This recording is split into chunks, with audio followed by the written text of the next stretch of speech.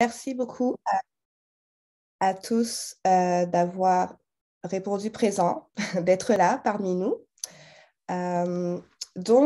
Aujourd'hui, c'est une table ronde organisée dans le cadre du mois de l'histoire des Noirs par le RQD. Donc, moi, je me présente, je m'appelle Cheryl. Donc, je travaille au RQD en tant que responsable du développement des membres et du service aux membres. Donc, on a décidé pour 2022 de se faire des petites activités comme ça chaque vendredi, chaque dernier vendredi du mois. Donc, restez à l'affût pour notre prochaine rencontre. Avant que l'on débute, je voudrais vous signaler que la rencontre est enregistrée juste pour fin d'archives. Donc, voilà. Et aussi qu'il y a une traduction qui est disponible. Je ne sais pas s'il y en a qui ont besoin d'une traduction anglaise. Si vous voulez lever la main. Personne. Pour l'instant, OK. En tout cas, la traduction est disponible dans le chat. Vous avez la procédure. So, if you want to have the translation in English, you can have it. All right. Alors, je suis très heureuse d'être là parmi vous. Merci beaucoup encore. Avant de commencer et de vous introduire nos super invités, je voudrais juste vous présenter notre directrice générale, Nadine Medawar. Merci Cheryl. Bonjour tout le monde. Tellement heureuse de vous voir à cette première édition de notre table ronde, de nos tables rondes qui s'en viennent. Je veux juste rapidement remercier Sheran, Mekdi et Cindy d'être là avec nous aujourd'hui. J'ai très hâte de vous écouter. Alors, merci Cheryl. Ça fait plaisir. Alors, donc voilà, donc là, c'est le moment de vous présenter nos invités du jour. Alors, ce sont des artistes, mais je vais les laisser se présenter par eux-mêmes. Ils sauront mieux le faire que moi. Donc, on va commencer par exemple par Mekdi. Mekdi, si tu veux te présenter. Tu ne savais pas que j'allais Et, commencer par bon, toi. on entend bien, oui. Bonjour, chers humains. Bonjour, chers bipèdes. Je m'appelle Jean-Pierre Mekdi. Je suis un artiste. Je fais de la danse depuis que je suis tout petit. J'ai commencé à faire de la danse professionnelle, ça fait 17 ans de ça, plus spécifiquement en danse de rue. Je fais du popping, fait que je suis spécialisé en popping. Puis, j'étudie aussi en sonologie, en géométrie sacrée. J'enseigne de la danse aussi aux jeunes, aux adultes, tout âge. Je suis aussi un interprète pour la compagnie de danse Tentacle Tribe. Et en ce moment, je suis aussi un étudiant à l'école Niata Niata. Super, merci beaucoup, Mekdi. On va passer à notre deuxième invité, donc Sheran Figaro. Bonjour tout le monde, je suis contente d'être avec vous aujourd'hui. Merci au RQD pour l'invitation. Moi, je suis Sheran Figaro. Je suis une artiste en danse. Je porte d'autres chapeaux également. Je suis une maman, une tante, une épouse, une fille, petite fille, nièce. Donc, en tant qu'artiste en danse, j'enseigne et je crée aussi des œuvres chorégraphiques. Donc, ma formation en danse a commencé par la danse traditionnelle haïtienne quand j'étais en Haïti. Et par la suite, j'ai continué à me former, à explorer d'autres styles de danse. Et aujourd'hui, pour moi, la danse est un outil, un moyen d'être dans le monde, de rester en mouvement, de contribuer aux différentes conversations qui se font dans notre société. C'est une façon pour moi de prendre la parole, même si on le fait avec les mots, mais par le mouvement, j'estime que ça peut peut-être porter un peu plus. Et aujourd'hui, bon, j'ai vraiment hâte de partager avec vous certaines réflexions et de vous écouter également par la suite. Super, merci Sheran.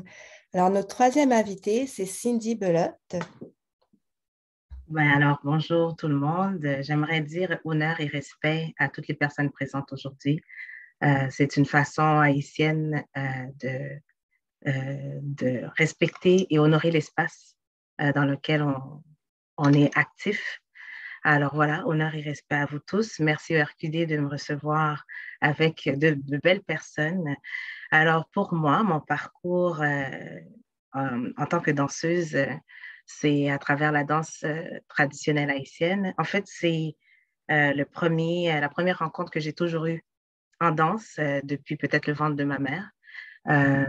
Et ensuite, ma sœur m'a introduite à la troupe de danse Mapouguiné, qui va avoir 50 ans l'année prochaine d'existence à Montréal. Donc, c'était une façon de garder, euh, rester près de la tradition et de la culture haïtienne, mais au Québec. Donc, je suis née ici à Montréal. Là, j'habite à Laval, mais je suis à Montréal. Et j'ai tout appris ici par rapport à la danse haïtienne. Donc, c'est vraiment le premier euh, vecteur que j'utilise pour communiquer mes passions, mes colères, mes frustrations, mes bonheurs, mes réussites, mes échecs. Donc, c'est la première chose que j'ai toujours apprise à faire. À travers Mapouguiné, je suis directrice artistique. Je suis aussi chorégraphe, interprète. Je suis enseignante aux jeunes et moins jeunes. Je suis aussi finissante et enseignante à Nyata Nyata dans le programme de perfectionnement et formation en danse, qui est vraiment un plateau qui a ouvert beaucoup d'autres canaux que je ne pensais pas que j'avais comme outil en moi. Et voilà, qu'est-ce que je peux dire de moi encore? C'est ça, je danse depuis que je suis toute petite et puis c'est ma passion première et puis voilà. Parfait. Alors, merci beaucoup, Cindy. Là, on vous a présenté nos trois invités. Je vous remercie beaucoup d'être là. On a très hâte de vous entendre. Donc, comment ça va se dérouler? Je vais vous poser quelques questions et par la suite, on laissera un temps, bien sûr, aux personnes qui sont là de vous adresser leurs propres questions. Donc, vous pouvez adresser vos questions en levant la main tantôt ou alors écrire sur le chat si vous ne voulez pas vous exprimer. On peut comprendre ça. Alors, avant de commencer, cette table ronde s'inscrit vraiment dans le cadre du mois de l'histoire des Noirs, sachant que le mois de l'histoire des Noirs a été créé aux États-Unis en 1976 pour commémorer en fait la diaspora africaine et aussi pour souligner en fait toutes les réussites et les exploits qui ont été faits par des Noirs américains parce qu'à l'époque, c'était souvent ignoré. Et par la suite, le Canada a pris le pas sur les États-Unis, donc en 1995, je ne vais pas me tromper sur les dates, donc a aussi vraiment fait la même chose, a décidé que le mois de février, ce serait le mois de l'histoire des Noirs. Puis pourquoi le mois de février? C'est tout simplement parce qu'il y a beaucoup d'anniversaires de personnes très importantes dans l'histoire des Noirs qui sont nés en février. Donc, c'est pour ça qu'ils ont décidé de prendre le mois de février. Donc, cette année, la thématique du mois de l'histoire des Noirs, c'est honorer le passé et inspirer le futur. Alors, ma première question pour vous, les invités, ce serait qu'est-ce que ça représente pour vous, le mois de l'histoire des Noirs, et notamment la thématique de cette année qui est honorer le passé et inspirer le futur? Alors, je ne sais pas qui veut répondre en premier. Shiran, est-ce que tu veux y aller? Oui, je vais y aller. Pour moi, le mois de l'histoire des Noirs, c'est une occasion de se rappeler non seulement des réalisations, mais aussi de l'histoire des civilisations africaines, de ces peuples-là qui ont eu un accident de parcours qui est l'esclavage. Et pour moi, c'est vraiment retourner dans cette histoire pour comprendre qui étaient ces peuples-là, ces hommes et ces femmes. Moi, je suis née en Haïti, j'ai grandi en Haïti, on ne parle pas du mois de l'histoire des Noirs. Donc, ça se comprend, c'est un pays noir, donc c'est un peuple noir qui a eu son indépendance le 1er janvier 1804. Donc, pour nous, c'est comme évident, il n'y avait pas ce besoin-là. Et quand je suis arrivée en Amérique du Nord, donc là, je me suis informée pour savoir pourquoi on parle du mois de l'histoire des Noirs et j'ai compris. On peut dire que c'est peut-être dommage ou bien on peut se dire, on espère qu'on n'aura plus à parler de ça, mais je pense que pendant que c'est encore d'actualité, on peut de façon très intelligente utiliser cette période-là, comme on utilise la période de la fête, comme le jour de la fête des mères, comme on utilise différentes dates pour commémorer, ben, c'est peut-être une bonne façon de toujours rappeler qui étaient ces peuples-là et qu'est-ce qu'ils ont fait, qu'est-ce qu'ils ont apporté, parce que l'histoire des Noirs a tellement été occultée, mise sous la table, mise de côté. Donc, c'est une bonne façon de garder ça en esprit et d'alimenter justement cette richesse que nous portons en tant que peuple noir à travers différents territoires. Merci beaucoup, Chiran. Super intéressant. Megdi, est-ce que tu veux répondre à la question? Ouais, ben moi, je suis né ici à Montréal. Mes parents viennent d'Haïti. L'histoire des Noirs, pour moi, ça n'a pas toujours été de l'avant. Mes parents n'ont pas mis ça dans notre éducation de l'avant. Ils étaient beaucoup dans une mentalité de christianisme. Fait que les choses, OK, qui étaient en Haïti, mais ils l'ont comme un peu laissé en Haïti. Puis ici, ben, il a fallu qu'on s'habitue à comprendre comment que la vie fonctionne au Québec, comment que nous, on peut grandir puis réussir ici au Québec.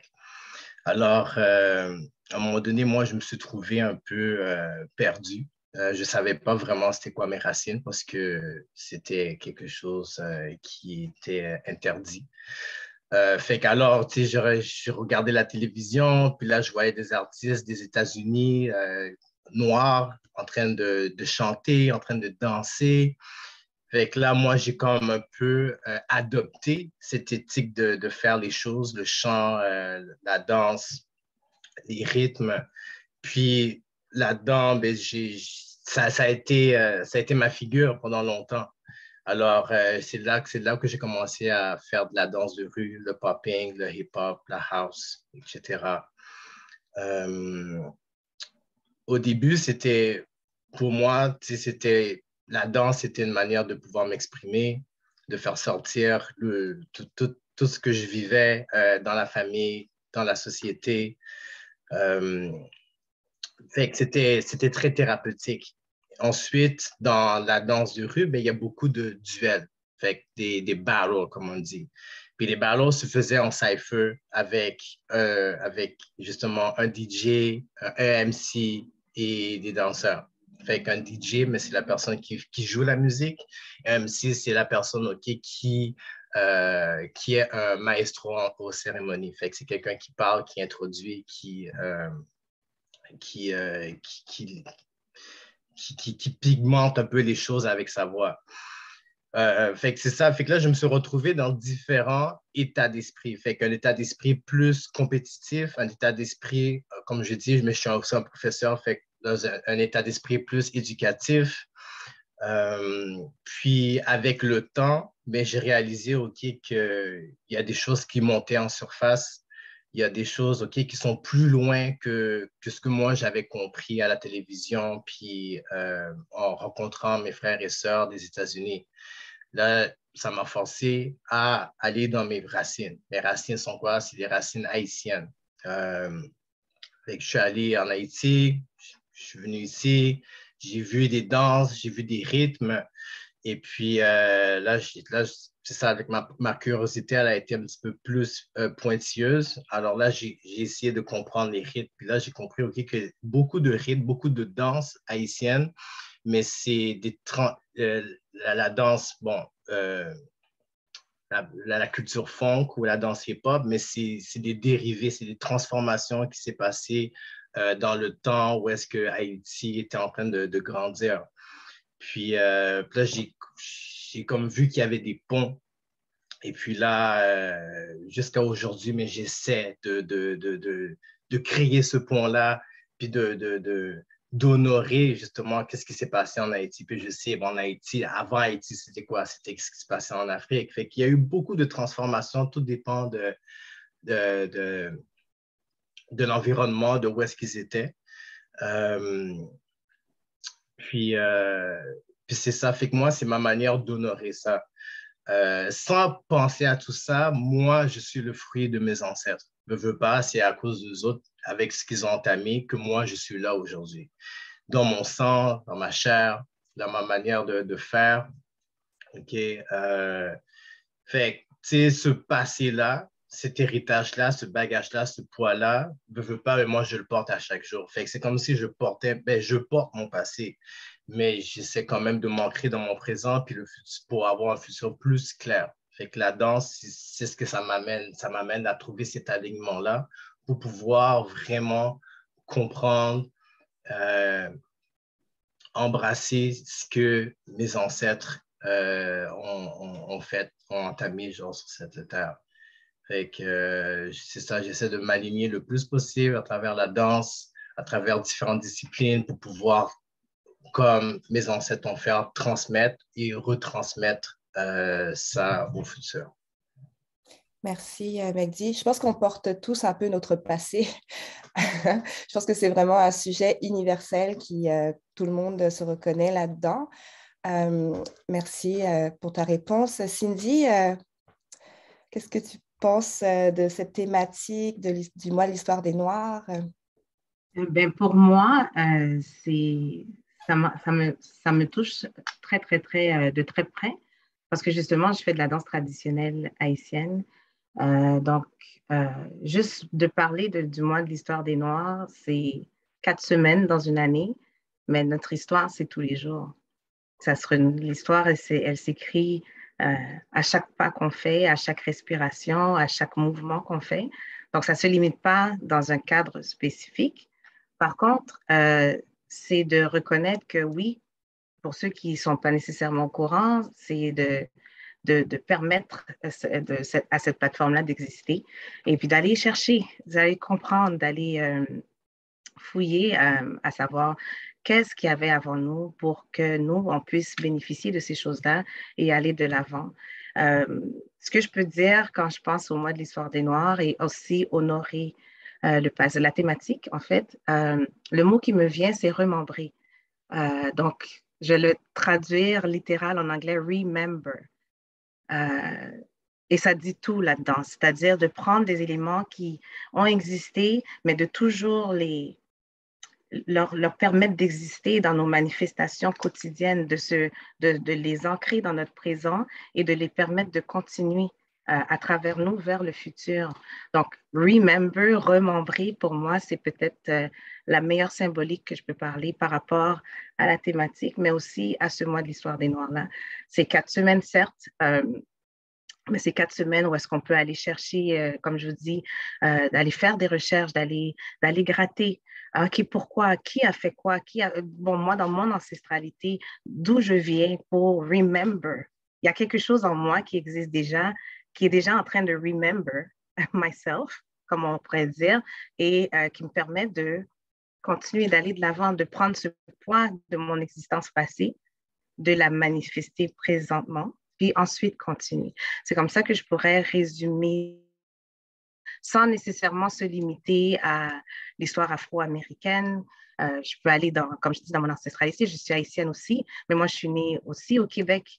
J'ai 2 réalités aussi. J'ai l'héritage haïtien qui est très présent chez moi, mais j'ai aussi mon bagage québécois que je dois marier à tous les jours. Ça fait de moi la personne que je suis, mais ça ne me fait pas oublier mon ancestralité, mon bagage, qu'il soit perceptible ou pas, qu'il soit ressenti ou pas, il existe. Et moi, un jour, je serai de cette génération-là ou bien de ces personnes-là qui deviendra un ancêtre et qui aura à tracer la route pour d'autres aussi. Donc, j'ai une responsabilité d'être consciente de mon passé, de mon présent et faciliter ou innover ou ouvrir les portes vers l'avenir. C'est comme ça que je vais faire. Merci beaucoup, Cindy. Ta réponse me fait rebondir sur une autre question que je vais adresser à toi tout de suite. Justement, comment est-ce que vous vivez et appliquez la tradition dans vos créations artistiques? Cette question-là, elle est spéciale parce que, comme je vous ai dit tout à l'heure, j'ai commencé avec la danse haïtienne. Et je vais préciser les mots parce que c'est important pour moi dans mon parcours. J'ai commencé avec la danse folklorique. Folklorique, c'est-à-dire on apprend, on répète, on n'a pas nécessairement une compréhension, mais ça se fait comme ça. C'est figé dans un cadre spécifique et c'est ça. Donc, pendant longtemps, on apprend, on observe, on regarde et c'est important de ne pas négliger ce parcours-là parce que ça m'a amené au traditionnel qui transige le temps. Pour moi, c'est comme il y a un parcours là-dedans. Si je suis capable de porter le bagage de mes ancêtres, cette tradition-là, elle est déjà en moi. Donc, de rester figé dans un espace, dans un cadre spécifique, pour moi, ça faisait plus de sens dans ma façon de travailler, dans la façon de poser des questions et surtout parce que j'enseigne aussi, il fallait que je puisse expliquer aux gens qui viennent me voir, OK, ben, qu'est-ce que ça veut dire? Qu'est-ce que ça porte? C'est quoi les éléments qui viennent avec un... Ah, on a perdu Cindy. OK. Chiran, est-ce que tu veux répondre pendant que Cindy nous rejoigne? Oui, d'accord, pas de souci. Ta question, c'était comment la création... excuse. Alors, comment est-ce que vous vivez? Ah, ben, elle est revenue, je pense. Moi, je parlais. Oh là là. Les aléas du Zoom. Les aléas du Zoom. Excuse-moi, mais on va t'écouter, mais on va perdre une minute. Une bonne minute. OK, on a perdu une minute. Alors, je ne sais À plus peu ce que j'étais près, j'exagère un petit peu, j'exagère, mais quelques secondes. OK, j'étais rendue où? Qu'est-ce que vous avez... La dernière chose que vous avez entendue, c'était quoi? C'était que tu devais expliquer aux personnes qui viennent te voir les significations. OK, oui. Ouais. D'expliquer, ben, de donner une explication qui est logique ou pas logique du tout, là. Mais ce que j'avais fait, c'est que j'avais donné un rythme, le rythme Igbo, qui est un rythme à l'époque, pour moi, c'était le rythme de la prise de liberté, donc le rythme de la liberté haïtienne, en référence avec l'indépendance d'Haïti en 1804, 1er janvier 1804. Mais j'ai compris que liberté, juste dire un rythme de prise de liberté, c'est une action immédiate. Mais si je réfléchis, puis je ne peux pas prendre cet honneur-là tout seul, j'ai toutes les filles de Mapouguinais avec qui on fait toujours des débats, des réflexions, des questionnements. Ce rythme même de Igbo qu'on parle, ça ne peut pas être que de la liberté. La liberté s'arrête là. Quand on a pris cette action-là, elle est faite et ça se finit là. Mais il faut la continuer. Comment est-ce qu'on reste dans ce mouvement de liberté-là continuellement? C'est un renouvellement de cette liberté-là. Donc, dans notre définition, c'est un rythme de libération parce que c'est continuel, c'est un travail de tous les jours. D'être conscient qu'aujourd'hui, je suis libre et demain, je ne veux pas perdre cette liberté-là, c'est un travail à tous les jours. Donc, pour faire ce travail-là, je ne pouvais pas rester dans un cadre folklorique qui est fixe. Il fallait que je fasse travailler mes ménages, que je puisse amener des points de réflexion qui m'amènent plus loin que de juste dire que c'est comme ça que ça se faisait et puis that's it. Donc là, j'ai perdu le but de la question. Oui, c'était comment que je manifeste ça dans ma création, mais voilà. Donc, c'est en tout le temps en essayant de la questionner. J'ai ma maman ici, Edwidge Verger, qui est une des personnes extraordinaires qui me guide avec toutes les personnes autour de moi. Quand on a des questions, on peut aller voir les aînés, puis leur poser des questions, puis ils vont nous mettre sur des pistes. Et c'est ces pistes-là qui me nourrissent et qui me permettent de venir avec des nouvelles idées de création, de débat, de questionnement qu'on peut amener sur scène. Donc, c'est comme ça que je vis cette tradition-là dans mon quotidien. Quand j'enseigne aussi à Nyata Nyata, c'est la même chose. Les élèves viennent de partout. Il n'y a pas que des Haïtiens et tout le monde, même si moi, j'ai quelque chose qui me parle à moi, un élément qui ne sera pas peut-être pour toi, pour moi, dis-je, va l'être pour toi. Mais dans le...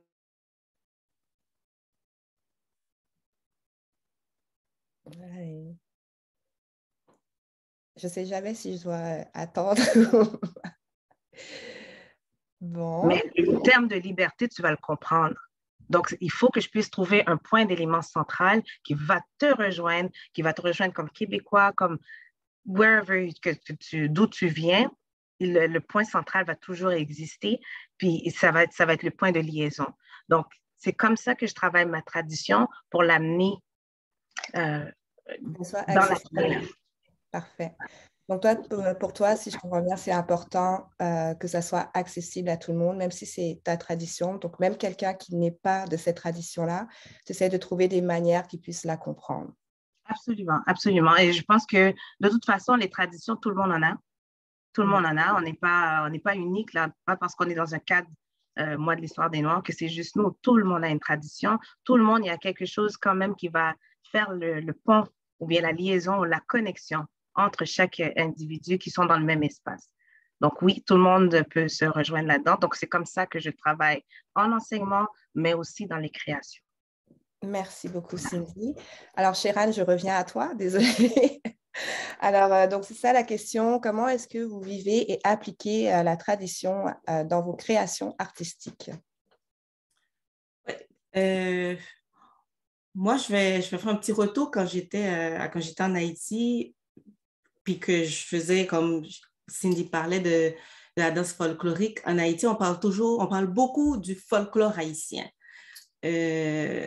Sans pour autant vouloir être péjoratif, c'est vraiment le folklore, c'est-à-dire que tu apprends des pas traditionnels, puis il y a des séquences aussi que tu dois respecter, la structure des pas, tu en fais, je ne sais pas, si on fait 4 côtés, donc on appelle ça 4 façades, tu en fais 1, 2, 3, 4. Puis si tu fais un seulement, c'est comme on va comme regarder un peu pour voir pourquoi tu ne fais pas les 3 autres. C'est comme si ça rentre dans une structure, on peut dire un peu rigide, mais c'est comme ça que ça se passe. Puis tu les apprends, tu apprends à reconnaître le tambour, etc. Quand il va avoir les cassés, tu sais c'est quoi qui s'en vient après. Surtout que la danse traditionnelle, ben, je pense peut-être pour toutes les danses traditionnelles, ça ne se vit pas en général comme un divertissement. Ça se vit comme faisant partie de de nos vies. Donc, s'il y a une naissance, s'il y a un deuil, il y a n'importe quelle célébration, on est en train de se mettre ensemble sous forme de combit pour planter ensemble, pour récolter. Donc, il y a des mouvements, il y a des chansons associées à ça. Et maintenant, quand on prend ça, qu'on le met dans un studio pour enseigner à des enfants ou à des adultes, ensuite qu'on met ça sur scène, donc là, on essaie de respecter un petit peu la logique de ce qui se passe en général dans la vie de tous les jours, dans les pas. Puis maintenant, moi, quand j'arrive ici en Amérique du Nord, au Québec, puis là, c'est le terme exotique qui va commencer à me porter vers un certain questionnement. Parce que quand j'étais en Haïti, dans ce que je faisais, on ne parlait pas d'exotisme. Et maintenant, là, je vois que c'est comme on parle de danse exotique. Donc là, j'essaie de comprendre c'est quoi la réflexion derrière, etc. Et moi, quand j'ai vraiment commencé dans la création, parce que j'ai commencé beaucoup plus avec l'enseignement d'abord, puis ensuite avec la création, mon souci a toujours été de parler aux gens de ma communauté, mais aussi aux autres personnes qui ne connaissent pas nécessairement la tradition haïtienne, qui ne connaissent pas nécessairement l'histoire d'Haïti. Donc, si moi, je viens, je parle je sais pas, de création, de naissance, etc. Donc, peut-être que la personne une personne qui n'est pas haïtienne ne va pas pouvoir faire le lien directement avec la danse banda.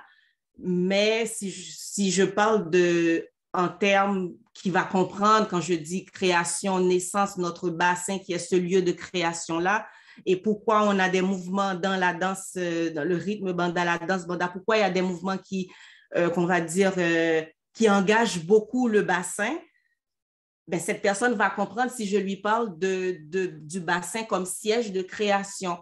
Donc, pour moi, c'était trouver un langage qui permettait non seulement en mouvement, mais aussi en mots d'aller rejoindre les autres qui ne partagent pas cette même tradition que moi. Et pour pouvoir évoluer dans un lieu commun pour pouvoir créer ou discuter de sujets qui, de toute façon, sont universels.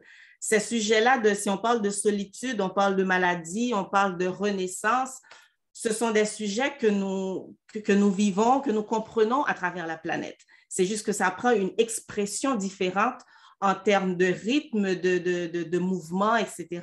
Donc, pour moi, c'était trouver comment aller à la rencontre de ces autres réalités, de ces autres vécus et parler de quelque chose qui nous concerne, qui nous habite, qui nous met en mouvement, qui nous fait pleurer, qui nous fait crier de joie. Donc, pour moi, cette tradition-là qui est comme la tradition haïtienne, qui est un héritage que j'ai reçu, je me suis dit, oui, je vais pouvoir la transmettre, oui, dans l'enseignement, mais dans la création, c'est voir l'essence des concepts, l'essence non seulement des concepts, mais l'utilisation, par exemple, des accessoires, l'utilisation des couleurs. Si on parle de la couleur rouge, si on parle de la couleur noire, dans ma tradition, ça fait référence à quoi? Et si on parle de guerre, de confrontation, comme quelque chose qui est, on va peut-être associer au rythme qu'on appelle Nago. Donc là, on est en guerre, on est en alerte, on est dans une démarche ça peut être de dénoncer quelque chose, on est dans une frustration, on est en confrontation. Donc, tout ça dans la tradition haïtienne, on va le danser, par exemple, dans la danse, avec des mouvements qui sont très carrés, qui sont très physiques, où le torse est très impliqué.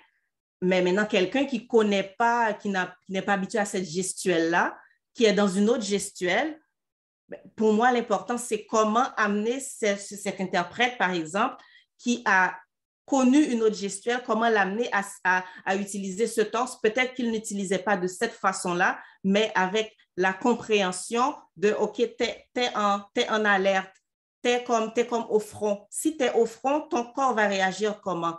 Est-ce que c'est ton torse? Est-ce que tes épaules, tes bras vont être comment? Et maintenant, tout ce qui se passe à l'intérieur, quand on essaie de visualiser, oui, on est sur le front, pour moi, ça, c'est de la pure humanité. À ce moment-là, là, on peut se parler sans pour autant comprendre tout ce qu'il y a derrière des traditions spécifiques. On retrouve un lieu commun, on retrouve l'essence de ce qui nous fait bouger, de ce qui nous fait vibrer, de ce qui nous garde en vie, en mouvement. Merci, Chiran. J'aime bien ça, l'essence de ce qui nous fait vibrer. J'adore. Megdi. Bon, premièrement, moi, comme j'ai mentionné, mais moi, j'ai commencé en faisant de la danse de rue. C'est quoi la danse de rue? Pour beaucoup de personnes, j'ai eu beaucoup l'occasion de communiquer avec d'autres gens, puis ils étaient comme, mais tu sais, comme la rue, tu viens pas de la rue, tu sors pas de la rue, mais c'est beaucoup plus profond qu'on le pense. La danse de rue, c'est quoi? Mais c'est de la danse qui s'est créée dans la rue, qui s'est créée dans les parcs, qui s'est créée dans les clubs, qui s'est créée dans les fêtes. Pourquoi? Parce que à cette époque-là, le monde n'avait pas ils n'avaient pas accès à des studios, ils n'avaient pas accès genre à des établissements pour pouvoir exprimer leur danse. Fait où est-ce que ça se faisait? Ben, c'était dans la rue, bien sûr. OK? Fait que quand tu regardes un peu l'histoire, genre qui s'est passé en hip-hop, fait que la culture hip-hop, pas la danse hip-hop, mais il y avait beaucoup de ségrégation, il y avait beaucoup de racisme, il y avait beaucoup de propagande, beaucoup d'oppression. Fait que là, tu as les conditions de ces personnes-là qui veulent exprimer qui ils sont, et on s'entend okay, que leurs racines, c'est des racines africaines. Où est-ce que le tambour a été coupé? Où est-ce que justement, la communauté a besoin de s'exprimer. Fait qu'il y a beaucoup de meurtres, il y a beaucoup de ci, beaucoup de violence. Alors, ils ont trouvé une manière de pouvoir s'exprimer. Fait que dans le hip-hop, mais il y a plusieurs volets. Il y a le volet de la musique, disc jockey, le volet de la danse qu'on appelle B-boy, B-girling pour break, Bronx girl, Bronx boy. On a aussi le MCing, où est-ce que le monde va parler, chanter, expliquer l'histoire. Fait que bref, la danse, elle est représentative de qu'est-ce qu'il y avait dans l'environnement. OK? Là-dedans, il y a des choses qui ont poussé. Moi, je ne viens pas de là-bas. OK? Comme je vous ai dit, je suis né ici et puis en regardant la télévision, en regardant certaines vidéos, puis en allant aussi aux États-Unis, mais j'ai pu voir un peu qu'est-ce qui se passait, c'était quoi l'environnement. Puis veux pas, l'environnement, elle affecte comment que toi tu penses, comment que toi tu parles. Fait que j'ai comme vraiment adopté ça, comprendre un peu les fondations. C'est comme en hip-hop, ben, il va y avoir cet esprit de cypher. Le cypher, mais c'est l'esprit du cercle. Maintenant, à mon âge, mais je regarde le cercle, c'est quoi? Mais le cercle, mais il y en a partout dans le monde, c'est universel.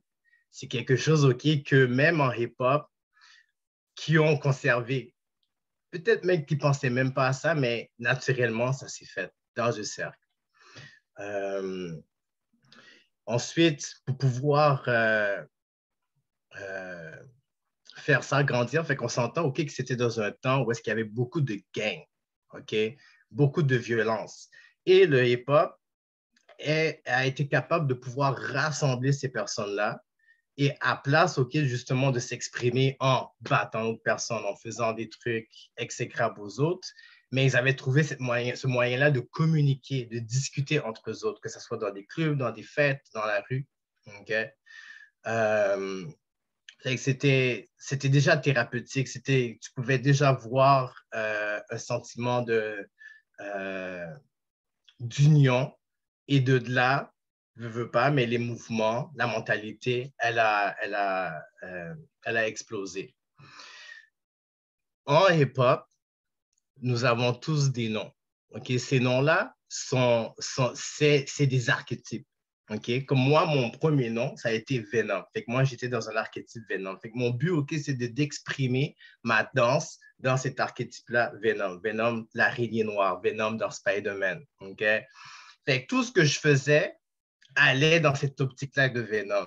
En même temps, nous, OK, dans le street dance, mais ces archétypes-là nous permettent de transmuter cette noirceur-là qu'on vit dans le moment présent et la transmuter dans une énergie beaucoup plus émoustillée. Être capable, OK, de pouvoir être bien dans notre corps puis partir à la maison sans avoir... sans regarder derrière nous, sans juste être en paix avec ça. Aujourd'hui, avec ces années-là, ben, j'ai pu faire le constat avec la tradition, les traditions haïtiennes quand j'étais allé là-bas, les traditions africaines, OK, où est-ce que je suis allé là-bas, puis de ce que j'ai vu à Niata, puis dans diverses vidéos, puis j'ai vu, OK, que c'est pas plus différent, comme les autres, ils ont un alias, un nom, un surnom. Il y a aussi l'aspect des masques. C'est pas plus différent que ce que nous, on dit, « Oh, tu t'appelles Venom. Oh, OK, tu t'appelles le symbiote. » Comme tout ça, on a des critères spécifiques qui représentent une partie de soi-même qu'on va exprimer dans le cypher, dans le cercle.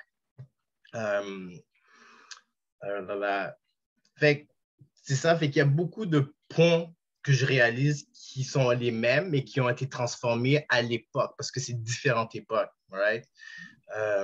Aujourd'hui, ben moi, je fais de la création. Mon but, c'est de pouvoir justement comme créer ce pont-là entre ce que moi, je n'ai pas nécessairement connu, mais que je sais et qui vient à l'intérieur de moi. Fait que, bon, les noms des danses haïtiennes, les rythmes des danses haïtiennes, comme ça, je ne les connais pas, mais veux pas en dansant, mais ça s'émane, ça se vit. OK? Puis il y a aussi cet aspect-là de spiritualité aussi dedans, comme qu'est-ce que ça fait, genre comme dans mon esprit, comment tomber justement comme dans un sentiment de transe, tout ça, tu sais, comme tous ces codes-là, mais dans le street dance, nous, on a comme tout changé ça. On va, à la place d'appeler ça, oh, tu rentres dans un truc de trance, mais nous, on va dire, oh, tu zones in, tu zones out, oh, on va get down. Fait que, tu sais, il y a même le langage verbal était ce qui était à cette époque-là, tu sais. Fait que dans ma création, mais c'est de vraiment faire ce pont-là, comprendre justement comme qu'est-ce que j'ai pas nécessairement appris, mais qui est déjà là, right? Fait que, tu sais, quand vous regardez justement des mouvements de la danse hip-hop, de la danse funk, la danse house, la danse locking, bon, il y en a plusieurs danses de rue, mais tu vois que ces mouvements-là sont très similaires à des mouvements que j'ai vus dans des cercles en Haïti ou dans des cercles en Afrique. Puis il n'y a pas vraiment une différence, c'est juste la transformation des instruments. Tu sais, comme pour le street dance, on s'entend là, comme il y a un parc, tu as de l'asphalte, tu as des bâtisses, c'est comme, c'est la rue. Puis la rue aussi, qu'est-ce qu'elle apporte aussi, le street dance, qu'est-ce qu'elle apporte? C'est que ça t'apporte cet esprit-là de pouvoir improviser. Improviser ça maintenant. Puis improviser, c'est se débrouiller maintenant avec qu'est-ce que tu as. Fait que quand tu as cette mentalité-là, peu importe où est-ce que tu es dans le monde, à cause, OK, que tu as grandi là-dedans, mais tu as cette facilité-là de pouvoir improviser et de créer, même si il y a une, même s'il y a une guerre, même si you know, il y a un gunshot qui se passe là, même si, tu sais, peu importe ce que tu es capable de faire avec, tu es capable de te débrouiller et trouver quelque chose et créer de là. Fait que c'est vraiment comme c'est vraiment particulier le street dance. Fait que la tradition de la danse américaine, donc je veux dire des États-Unis, mais elle est dérivée justement comme justement des Caraïbes puis de l'Afrique aussi. D'accord, merci Mehdi. J'ai une petite question, mais vraiment rapide, qu'on m'a posée dans le chat pendant que je suis avec toi. Est-ce que danse de rue et danse urbaine ont la même définition et la même histoire? Fait que la danse de rue, ça, c'est ce qui se passe dans la communauté. C'est les codes que nous, on a. Danse urbaine, mais ça, c'est plus mainstream. OK? Fait que c'est pour mettre dans un contexte, oh, ça vient de la ville. Non, ça vient pas de la ville, ça vient de la rue. OK? C'est comme ça, comme le monde, il mettait des cartons là, puis dans la rue, puis il dansait dessus. Ça, c'est la danse de rue. C'est cru, c'est raw. Danse urbaine, ben, c'est encore là, tu sais, c'est comme déformé, genre comme qu'est-ce que c'est pour qu'est-ce que c'est. D'accord. Parfait, merci beaucoup.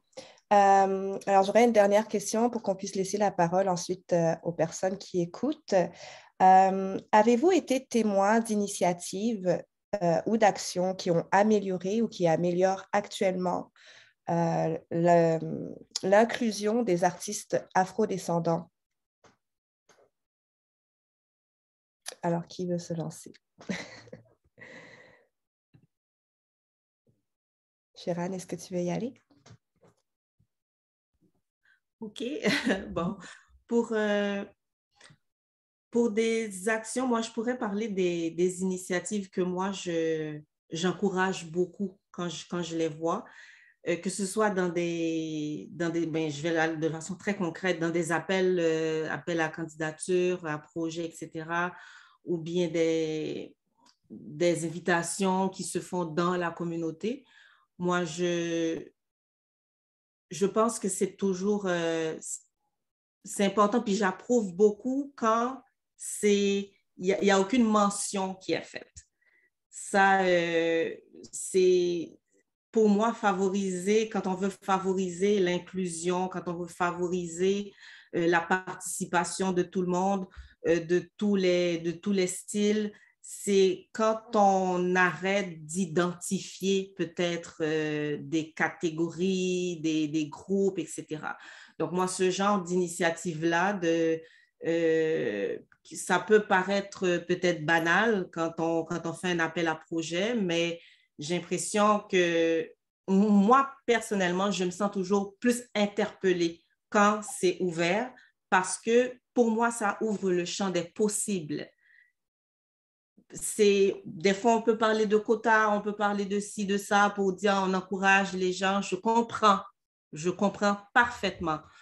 Mais dans le même temps, pour moi, ça crée aussi l'idée que si ce n'est pas mentionné que c'est ouvert, disons, aux minorités visibles, ça veut dire que les minorités visibles ne peuvent pas y accéder. Ils n'ont pas accès, ils n'ont pas le droit. Donc, quand ça sera identifié, ça sera indiqué que c'est ouvert à tout le monde, ou bien pas tout le monde, c'est ouvert aux communautés noires, c'est ouvert aux personnes racisées, c'est ouvert à ci, bien là, c'est juste là qu'on peut.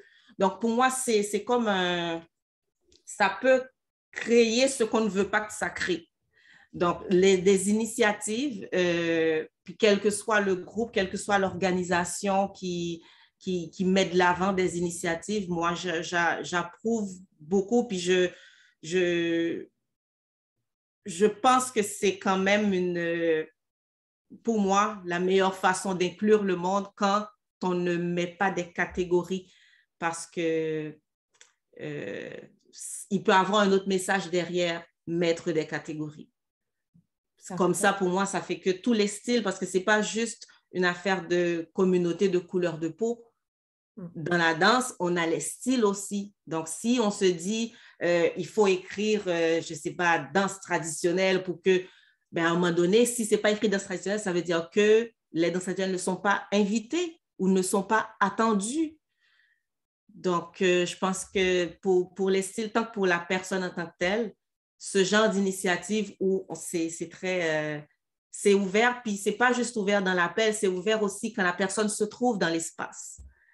Et je pense que ça, il faut l'encourager pour que la personne, ce n'est pas juste on a coché parce qu'on a maintenant des personnes noires dans le groupe. Non, c'est que ces personnes noires ont aussi leur voix et ça doit être pris en compte, pris en considération. Et ce genre d'initiative, de façon de voir, ça peut prendre du temps, ça peut être un peu inconfortable, mais on peut aussi avoir, je ne sais pas, se dire que ça va changer dans le monde, mais ça change beaucoup pour une personne qui lit cette annonce-là. C'est ce que je pourrais dire là-dessus. Merci, Shiran. Cindy, est-ce que tu veux répondre Et, bien sûr, j'appuie pas mal ce que Shiran a dit. Je peux dire que pour moi, c'est de remarquer le changement dans le langage. Ça a pris du temps, c'est un parcours, n'est-ce pas? Comme la danse, c'est un mouvement continu. Donc, je pense aussi que le langage en fait partie, de partir d'un mode pas mal plus, je vais dire restrictif, mais je pense que les intentions et les contextes n'étaient pas les mêmes qu'aujourd'hui. Aujourd'hui, c'est bien de parler de diversité, c'est bien de parler d'ouverture et d'inclusion, mais je pense que justement, le poids de la parole, le poids du langage va faire la différence dans la façon que ces gens-là vont se sentir interpellés, exactement comme Shiran l'a mentionné. Je n'ai pas d'exemple qui me viennent à l'esprit. Par contre, je peux dire que moi, j'ai remarqué un changement d'attitude en tant que, justement, membre de la communauté afro-descendante, mais c'est de voir que les gens qui viennent découvrir ce qu'on a chez nous, mais ils ne viennent pas avec une attitude, comment je pourrais dire, interrogative ou bien analytique. C'est plus avec une certaine humilité, un certain, OK, je veux mieux comprendre pour avoir un rapport, pour avoir une ouverture, une conversation, pour que peut-être plus fluide et moins catégorisé que, oh oui, eux, ils font ça comme ça, eux, ils font ça. Je trouve il y a un mouvement de changement et ça, moi, ça me fait du bien de passer tant d'années dans la danse traditionnelle et qu'aujourd'hui, je suis capable de le dire sans avoir à me sentir moins danseuse qu'un autre. Ben pour moi, c'est un gros pas. Je suis danseuse, point. Maintenant, j'ai le extra traditionnel, si ça me tente, mais je suis danseuse. Et toi, Cheryl, par exemple, qui est danseuse, ben on se comprend. On n'a pas le même background, on n'a pas le même parcours, on n'a pas les mêmes référents, les mêmes codes en danse, mais on les a aussi, ces mêmes codes-là, parce qu'on est tous les deux danseuses. Donc, pour moi, c'est ce changement-là que je trouve qui qui est rafraîchissant. Donc, pour juste lier avec ce que Sheran dit, quand il n'y aura plus ces catégorisations, ces mots qui enferment, ben, on aura fait un pas de géant. Mais je pense qu'on s'en vient vers là. Donc, pour moi, ça m'encourage. Ah, super, bravo. Je pense aussi, c'est très positif tout ça. Megdi, est-ce que tu as quelque chose à rajouter? Ben, moi, j'appuie Sheran puis Cindy par rapport à ça. Euh, moi, quand je donne mes cours, mais ce n'est pas tout le temps des descendants afro. Fait que, premièrement, moi, je leur dis, ben, tu viens d'où? C'est quoi tes racines? Donne-moi des musiques de ta racine. C'est quoi les danses de tes racines? Et puis, il n'y a pas de séparation, il n'y a pas de division. On sait on vient tous de quelque part, on porte tous quelque chose. Et puis, on est ici pour avoir un bon temps pour comprendre la notion de ce que moi, j'ai enseigné, quoi. Fait que, je pense, OK, que ça, c'est comme, ça doit être partout. Puis c'est ça, d'être poussé vers l'avant, mais avec ces discussions-là, mais je pense qu'on s'en va vraiment vers l'avant. Puis comme on avait dit aussi, ben, le mois de l'histoire des Noirs, mais c'est tout le temps, on le porte tout le temps. Fait que c'est pas juste 4 semaines dans l'année, c'est tout le temps. Puis les traditions, mais on s'entend, OK, que tout le monde a fêté Noël ici, mais Noël, c'est aussi considéré comme une tradition. Fait que, fait que les traditions, mais on embarque dans une, puis des fois, on les laisse, mais ça reste que c'est ça, il y a tellement de... C'est quand même multidimensionnel dans tout ça, fait que c'est de comprendre un peu qu'est-ce que c'est comprendre ses racines, comme... Ouais, comme un arbre ne poussera jamais des fruits ou une fleur s'il n'est pas enraciné. Puis ça, c'est comme quelque chose de super important. C'est comme si ton arbre veut avoir un fruit, mais il faut qu'il soit enraciné, sinon ton arbre il est mort. Fait on est tous des arbres en quelque sorte, puis on a tous ces liens-là à la terre qui sont très importants. Fait c'est quoi tes racines? Est-ce que toi, ton rôle en ce moment, c'est le rôle de la racine, le tronc, la branche, la feuille, la fleur, le fruit, la graine qui retombe, qui repousse? Fait ouais, c'est pas mal ça que j'ai à dire. Super image, merci beaucoup. Donc, beaucoup de dialogues ont été faits, donc il y a une amélioration dans justement l'inclusion des afrodescendants. C'est super, je suis vraiment contente d'entendre ça, que ça s'améliore avec le temps. On va vers du positif, c'est génial. Maintenant, c'est le moment de laisser nos participants l'occasion de vous poser des questions plus précises, peut-être. Est-ce qu'il y a quelqu'un qui aurait une question? Vous pouvez juste lever la main dans réaction pour que je le voie. Ou vous pouvez écrire dans le chat aussi si vous ne voulez pas parler. Non, vous êtes timide. Bon, ben moi, j'aurais une question. Nadine. Merci, Cheryl. Parlant du passé, il faut reconnaître aussi qu'on est sur un territoire non cédé, puis le RQD reconnaît aussi qu'il y a eu un accueil quand même sur cette terre et sur notre île de Montréal. Je veux m'assurer de le dire avant de continuer. Sheran, Mikti, Cindy, ça m'a vraiment fait réagir ce que vous venez de dire. Je dois être super honnête. Moi, étant quelqu'un qui a travaillé beaucoup aussi sur l'inclusion, la diversité, puis c'est important pour moi parce que j'ai vécu cette réalité pas toute ma vie, mais à partir de 9 ans, quand je suis venue à Montréal.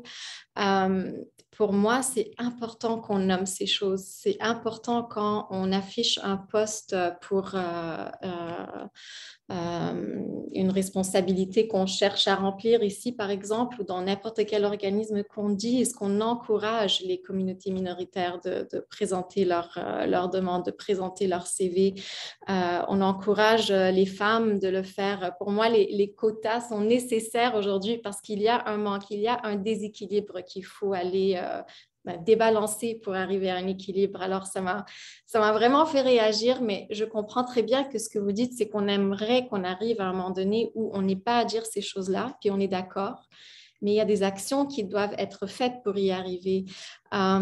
il y a une chose, je trouve, dans ce que vous avez dit, surtout Sheran, au début, c'est vrai que chaque fois qu'on voit, par exemple, au CALC ou au CAM ou au Conseil des arts du Canada, il y a un programme spécifique pour, parlons de vivacité au CALC ou d'autres programmes, par exemple, pour autochtones, etc. Je ne vais pas parler pour les autochtones parce que je ne peux pas parler de leur expérience, mais quand je vois le programme Vivacité, la première chose que je veux faire comme artiste, c'est ne pas faire une demande à vivacité. Je veux être considérée dans l'autre demande qui est pour tout le monde. Mais la réalité est que j'ai plus de chances d'avoir l'argent à travers le programme de vivacité parce que il y a moins de personnes qui vont faire la demande, je ne sais pas. Puis il y a probablement d'autres réalités qu'on déteste face à cette façon de faire l'analyse. Et je comprends très bien cette amertume qu'on peut ressentir face à cette catégorisation. Mais en tout cas, pour l'instant, je crois que c'est nécessaire. Puis je ne vois pas comment on pourrait faire autrement pour arriver à un moment donné où on n'est plus à faire ces catégorisations, pour donner la chance à des groupes minoritaires de se mettre le pied dans le bain de tout le monde. Je ne sais pas si ma réaction est un peu trop forte, mais ça m'a vraiment... c'était nécessaire que je le partage, puis que j'entende aussi votre réaction à ça. Et moi, en réponse à ça, je dirais, pour moi, c'est comme se poser la question, pourquoi ceux qui sont des communautés noires ou bien autochtones, mais moi, je vais plus parler pour les communautés noires que je côtoie plus, pourquoi ils vont se sentir moins interpellés dans les autres programmes qui ne disent pas qu'ils peuvent venir. Moi, c'est pas comme pointer du doigt, mais c'est comme, parce que moi, je le vis aussi comme artiste. Je pense que je comprends que des programmes, puis bon, là, on parle de programmes, mais ça peut être n'importe quel appel. Je comprends qu'on veut encourager parce qu'on se rend compte que justement, c'est peut-être des gens de ces communautés ne postulent pas, par exemple. Donc, c'est comme les encourager à le faire, mais dans le même temps, pourquoi ils ne postulent pas? Comme, pourquoi si moi, je vais quelque part, puis je vois qu'il n'y a aucun noir, peut-être que je vais me dire, ah ben, peut-être les noirs ne sont pas les bienvenus, donc je ne vais pas y aller.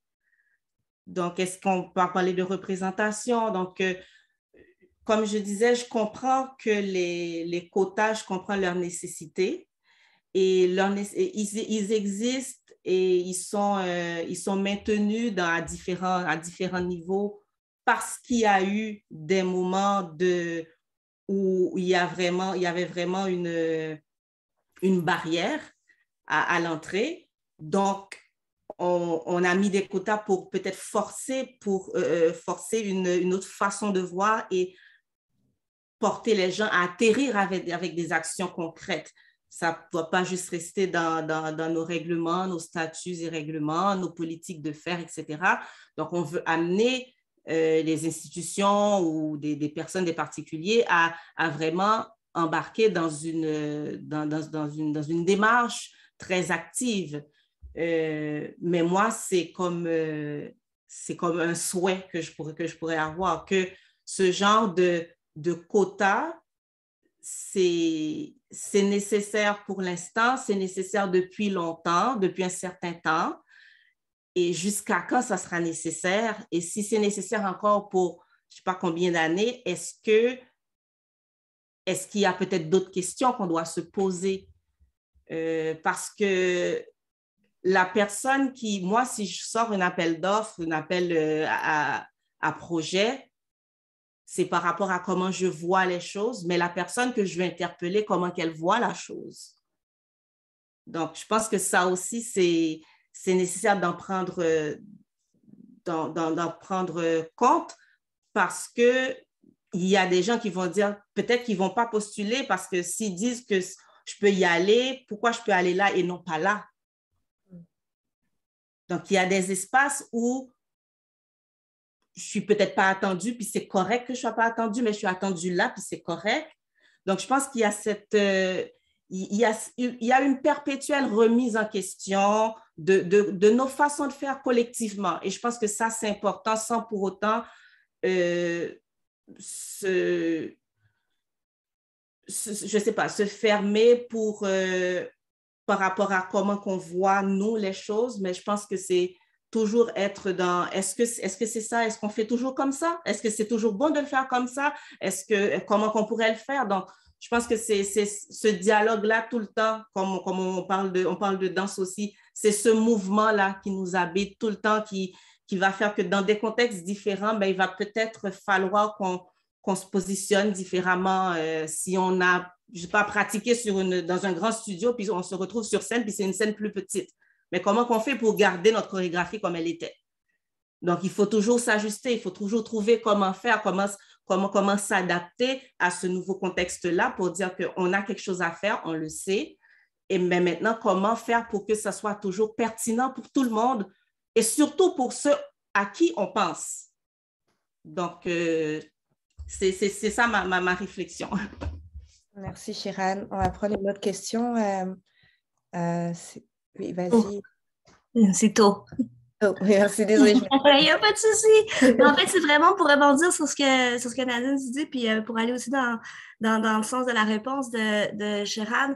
C'est que oui, en effet, il y a comme le programme Vivacité, il y a sa raison d'être là présentement. Est-ce qu'il est fait pour être comme inscrit dans la pérennité à très long terme? On ne sait pas. C'est ce que le milieu a besoin présentement.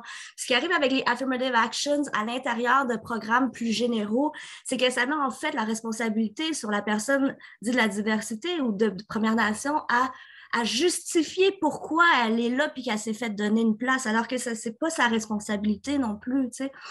Quand on parle, par exemple, des offres d'emploi qu'on affiche, ben oui, il y a le règlement contre la discrimination, qui a encouragé toutes les personnes dans les groupes cités, les femmes, les personnes avec des identités de genre qui sont pas cisgenres, par exemple, orientation sexuelle, religion, etc.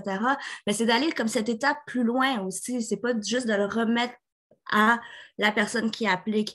Par exemple, c'est vraiment un exemple que je donne parmi tant d'autres, mais comme nous, à DAM, on a décidé que toutes les personnes qui s'identifiaient, puis on ne peut pas les identifier nous-mêmes, il faut que les personnes s'identifient dans un de ces groupes cités, à le mentionner, puis s'ils répondent à 60% des critères, ils ont une entrevue, point à la ligne.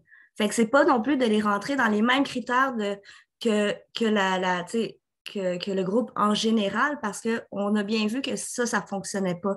Il y a besoin d'avoir un retour de balancier. On est un peu dans le OK, où est-ce qu'on va se situer pour trouver ces actions-là? Fait qu'il n'y a aucune solution qu'on présente aujourd'hui dans quelque organisme que ce soit qui est là pour rester pendant les 10 prochaines années. C'est ce dont on a besoin présentement, puis qu'on continue de s'ajuster au fur et à mesure. C'est ce que je pense qui va nous amener à avancer, cette question-là. Merci, tout. Est-ce qu'il y avait, on peut prendre une dernière intervention?